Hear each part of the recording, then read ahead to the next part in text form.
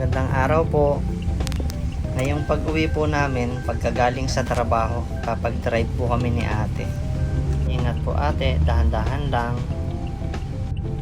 At kapag sanay ka nang mag-drive, meron na pong kahalili si daddy kapag uwi tayo ng probinsya, o kaya mayroon tayong mga lakad, hindi na ganun kapagod si daddy sa biyahe.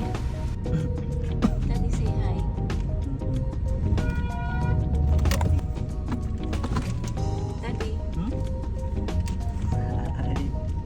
Daddy. Daddy, at last nakarating tayo. Okay, we're home.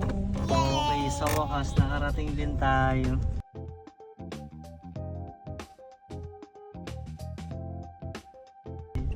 How does it feel, Nancy? Feels scary